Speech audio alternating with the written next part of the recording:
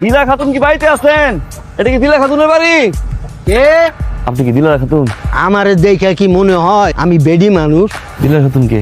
আমার নাতিন, আমার নাত জামাই মনে হয় বিদেশ থেকে চিঠি পাঠাইছে। দিলা খাতুনের স্ত্রী। আমিও আসি। আসেন। শোনেন, আমি দিলা। শোনো, চিঠিটা ভালো করে আমার নাতিনকে পড়ে দিও, তোমারে বকশিস দিব। আপনি ওখান থেকে চিঠিটা পড়েন। শুরু করলাম। জি। প্রিয় দিলা, আমার দিলা, আশা করি তুমি ভালো আছো, আমিও ভালো আছি। দিলা, তোমাকে ছাড়া আমার রাতে ঘুমা। ইতি তোমার প্রাণ প্রিয় স্বামী ওবায়দুল। নতুন বিয়ে হয়েছে আপনাকে? জি।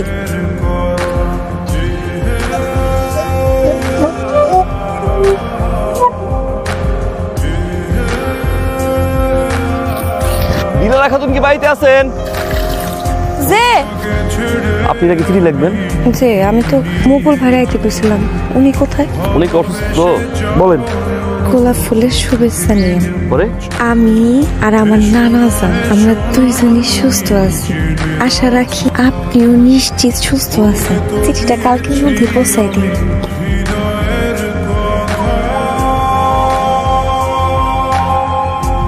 করে না ওরে ওরে আমার মা, চাকরি আমার ভালোই যাচ্ছে, টাকা পয়সা লাগলে আমাকে চিঠিতে জানাবা। ইতি তোমার আদরের সন্তান। টাকা পয়সা পাঠায়? পাঠায়। এই যে রাইখা গেলাম। হ্যাঁ, এইভাবে চিন্তা করার কিছু নাই। অনেকেরই এরকম হয়। এই যে আমাদের খলিল কাকা, তার ছেলে তো চিঠি পাঠিয়েছিল অনেক আগে। হয়তো চিন্তার কোনো কারণ নেই। একটা মাস হয়ে গেছে, একটা মাস ধরে চিঠি পাঠায় না। মানুষটা তো আমার কইছিল প্রত্যেক সপ্তাহে সপ্তাহে আমার লেগে চিঠি পাঠাইবো। চিন্তা করার কিছু নাই। আপনি একটু দেখে আমার জানেন। জি।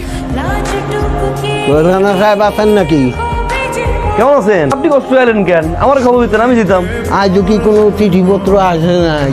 না, চিঠি আসলে তো আমি যাইতাম না। প্রথম থেকেই এই পোলারের উপরে আমার সন্দেহ হয়েছে। বিয়ের সময় কইছে গঞ্জে চাকরি করি, বিয়ের 2 মাস পরের থেকেই শুরু করছে আমার বিদেশ পাঠায় দেন, বিদেশ পাঠায় দেন। অনেক কষ্ট মষ্ট কইরা বিদেশ পাঠায় দিলাম।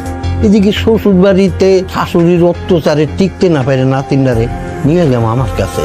আমার মনে হয় কি জানো, এই শাশুড়ির কোনো চক্র, এই শাশুড়ি মনে হয় সবকিছু করতে আছে। না, আপনি এই উল্টাপাল্টা ভাইবেন না। চিঠি মাত্র আমি নিয়ে যাবো না। ঠিক আছে বাজান, আসি। সালাম আলাইকুম। দিলারা খাতুন, দিলারা খাতুন কি বাড়িতে আছেন? দিলারা খাতুন বাড়িতে আছেন? চিঠি আপনার পড়তেইব। প্রিয় দিলা, এতদিন চিঠি পাঠাইতে না পেরে আমি খুবই মর্মাহত। তোমার কথা আমার সবসময় মনে পড়ে। তুমি মন খারাপ করো না, আমি আবার চিঠি পাঠাবো পরে। খুদাই আপনি চিন্তা করতেছিলেন না? নেন কথা জিগাই, আপনি আপনার ভাই বাড়ি যান না? গেছিলাম, পরে এখন আর যাওয়া হইতেছে। আসলে শাশুড়ি আর ননদ আমারে একটু অপছন্দ করে, তো সবার অমতে বিয়া করছে। তো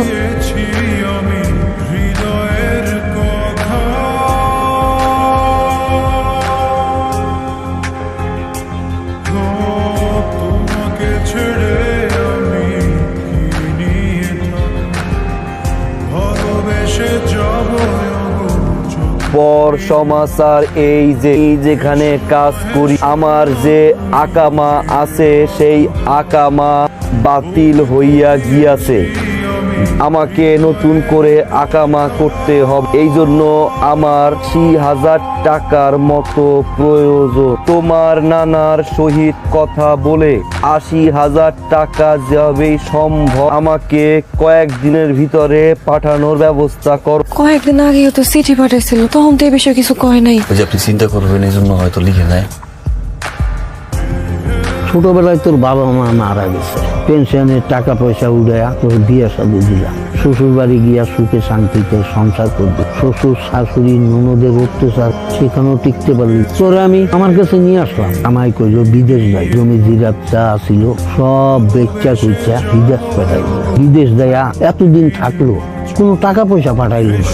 এখনো 80,000 টাকা পাঠাই। এই টাকা আমি কই পাই? আমাদের যে ভিটা জমিটা আছে সেটা বন্ধক রাখতে চাইছে। 80,000 টাকা? সেই টাকার বন্দোবস্ত করতেছে। আপনি কোনো রকম দুশ্চিন্তা করবেন না, টাকা যেভাবেই হোক আপনার কাছে পৌঁছে দেওয়া হবে। আপনাদের এই বাড়ির জমিনটা এটাই বিশেষ সম্ভব জি। বন্ধু দেওয়া ঠিক হইব, মানুষজন বিশ্বাস করা খুব কঠিন বিষয়, একটু ভাইবা দেখেন। বাবার দরকার এটা আমরা বাবু, সেটা একটু তাড়াতাড়ি পাঠিয়ে দিই।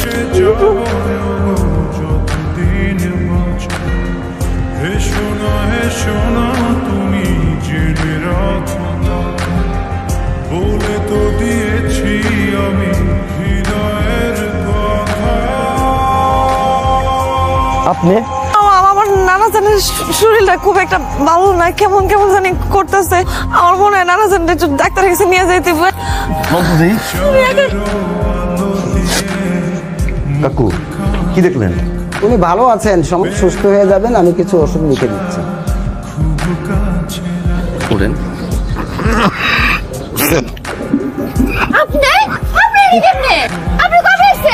আপনি তো চিনিতে কিছু কইলেন না, আপনি কত সপ্তাহ চিনি দিলেন, এইটা কেন সাথে? এটা তো আমার বউ। বউ মানে?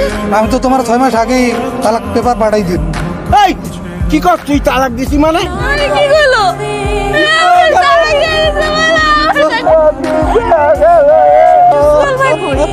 সোহেল ভাই, সইতে পারবো না, দিলাপা আছেন নাকি বাড়িতে? আপনি দিলাপা না? সোহেল ভাই একটা চিঠি পাঠাইছে। আপনার স্বামীর তালাকের কাগজ আমি গত 6 মাস আগে হাতে পাই। এই কথাটা হয়তো আপনার অনেক আগে থেকেই বলা দরকার ছিল, কিন্তু কইতে পারি না, কারণ সাহসে কুলায় নাই। আমি সাহস করে কইতে পারতেছি না। আপনার স্বামী গত 1 বছরে মাত্র 2টা চিঠি দিচ্ছে, তার মধ্যে একটা হইলো মিথ্যা কথা কইয়া টাকা নেওয়ার ধান্দা, আর একটা তালাক নামা। এমন হয়তো ভাবতেছেন বাকি চিঠিগুলো কে দিচ্ছে। আপনার যখন চিঠি আসা বন্ধ হয়ে আপনি খাওয়া দাওয়া চাইরা দেন, তখন কেউ একজন দূর থেকে আপনার ভালো থাকার জন্য চিঠিগুলো লিখতো। আপনি একটু দাঁড়ান, আমি এখন আইতেছি। চিঠিগুলো লাগে, এই চিঠির কোনো মিল আছে না? কিছু দেখেন তো। তো 2 হাতের লেখা। তাহলে এতদিন কে কইতো নিজের যত্ন নেই? আমার হাসলে ভালো লাগে। কে দিত? এটা তো সোহেল ভাইয়ের লেখা। সে আমাদের বলতো সে একটা মেয়েকে ভালোবাসে, কিন্তু কোনোদিন তাকে বলতে পারে নাই। উনি কই? তাকে তো অনেক সময় অফিসে বসা দেখছি, মন খারাপ করে বসে আছে।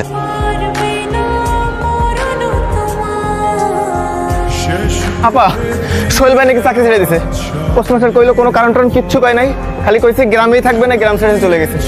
চাকরি সাইডে দিছে।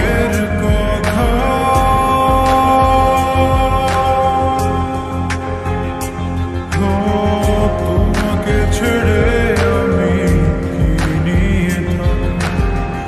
ভালোবেসে কি তাইলে তারে ছেড়ে পালাই গেছিলা? সে আমার ছেলে বড় হয়ে গেছে।